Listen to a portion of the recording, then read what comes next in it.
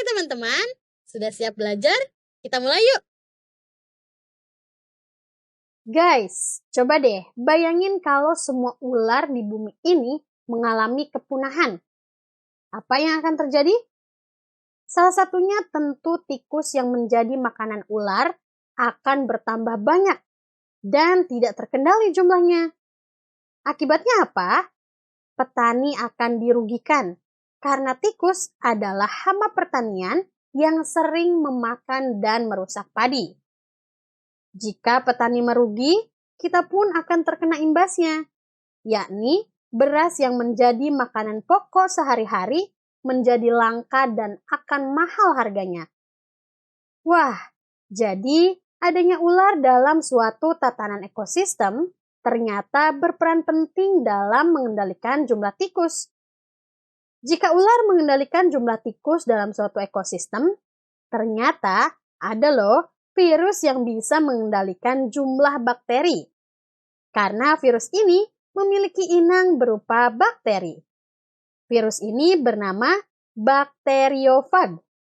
Dalam virologi atau ilmu tentang virus, bakteriofag seringkali menjadi primadona guys. Selain karena inangnya adalah bakteri, jika dilihat dari bentuknya, virus ini cukup menarik perhatian. Berbicara bentuk virus, masih ingatkah kalian? Bakteriofag pada gambar berikut ini memiliki bentuk A. helikal, B. kompleks. Jawabannya B ya, karena bentuknya yang kompleks dan berbeda dari virus-virus lainnya, virus ini banyak dipelajari. Tapi, bagaimana ya struktur dari virus bakteriofag? Bakteriofag berasal dari kata bakterium, yang artinya bakteri, dan bahasa Latin yakni phagein, yang artinya pemakan. Jadi, bakteriofag itu pemakan bakteri. Ini karena bakteriofag merupakan virus yang memiliki sel inang berupa bakteri. Penyebutan virus ini secara lengkap yakni bakteriofag, atau bisa juga hanya phages atau fag saja. Bakteriofag itu tipenya ada banyak, dengan bentuk yang bervariasi pula. Dan setiap jenis bakteriofag memiliki inang bakteri yang spesifik. Bahkan, akibat adanya keragaman genetik bakteri di tingkat spesies, satu spesies bakteri dapat diinfeksi oleh beberapa jenis bakteriofag. Contohnya, bakteri E. coli dapat diinfeksi oleh bakteriofag lambda, bakteriofag T1, T2, T3, T4, T5, T6, dan T7. Tapi dari sekian banyak tipe bakteriofag, yang akan kita bahas strukturnya adalah bakteriofag T4 ya guys. Karena T4 ini cukup banyak dipelajari. Selain itu, bakteriofag tipe ini memiliki struktur yang kompleks dan dapat dibedakan dengan jelas. Wah, seperti apa ya strukturnya? Oke guys, jadi bakteriofag T4 tersusun atas 3 bagian utama, yakni kepala, leher, dan juga ekor. Yang pertama bagian kepala. Bagian ini terletak paling atas, tersusun atas kapsid yang membungkus materi genetik. Materi genetik pada T4 ini berupa DNA untai ganda yang berfungsi sebagai pembawa informasi genetik. Kemudian kapsid pada T4 berbentuk ikosahedral atau memiliki 20 sisi. Akan tetapi lebih memanjang. Kapsid ini berfungsi untuk melindungi materi genetik. Kemudian bagian leher yang menghubungkan kepala dan bagian ekor. Pada bagian leher terdapat struktur berupa kerah dengan juluran seperti benang yang fungsinya untuk mengatur penarikan dan pemanjangan serabut ekor. Selain itu, bagian leher ini juga berfungsi untuk menyalurkan materi genetik dari bagian kepala ke bagian ekor. Berikutnya ada bagian ekor.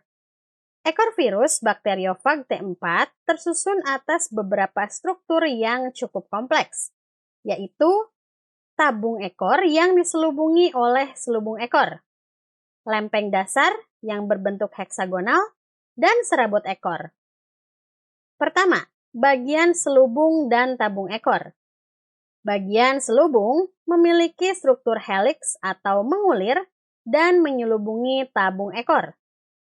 Kemudian bagian tabung ekor yang pada bagian distal atau ujungnya berupa jarum penusuk yang dilengkapi enzim lisozim untuk menghancurkan dinding sel bakteri, sehingga tabung ekor dapat menyalurkan materi genetik ke dalam sel inang. Lalu ada bagian lempeng dasar yang berbentuk heksagonal. Lempeng ini berfungsi sebagai tempat melekatnya selubung dan tabung ekor. Kemudian ada serabut atau serat ekor yang terdiri atas serabut ekor panjang dan pendek. Serabut ekor panjang berfungsi untuk membantu perlekatan virus T4 pada bakteri E. coli. Sementara itu, serabut ekor pendek yang terletak di bawah lempeng dasar berfungsi untuk memicu bakteriofag melakukan infeksi pada bakteri E. coli melalui kontraksi selubung ekor. Wah, jika satu partikel virus atau virion pada umumnya tersusun oleh nukleokapsid atau materi genetik plus kapsid, bakteriofag T4, yakni virus yang sel inangnya adalah bakteri bernama E. coli, ternyata memiliki bentuk yang kompleks ya. Sekarang coba jawab pertanyaan berikut ini. Bagian dari bakteriofag T4 berikut yang berfungsi membantu perlekatan pada sel inang ditunjukkan oleh huruf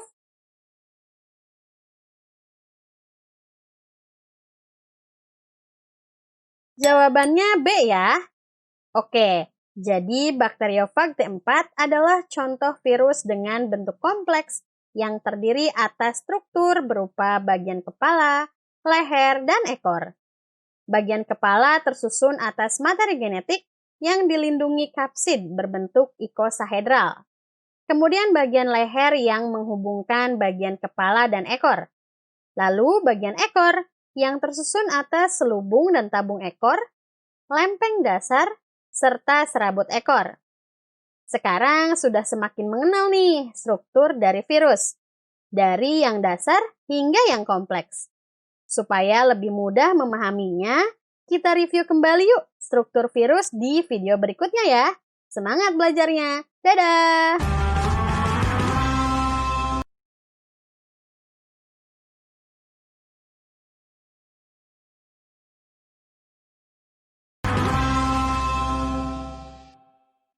Hai teman-teman, sudah siap belajar?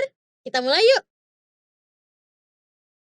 Hai guys, setelah mempelajari apa itu virus dan karakteristiknya, sekarang kita semakin mengenal virus dari ukuran, bentuk, dan juga strukturnya.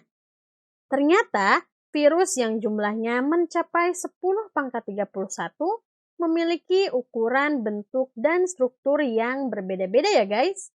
Supaya lebih paham, kita review kembali yuk.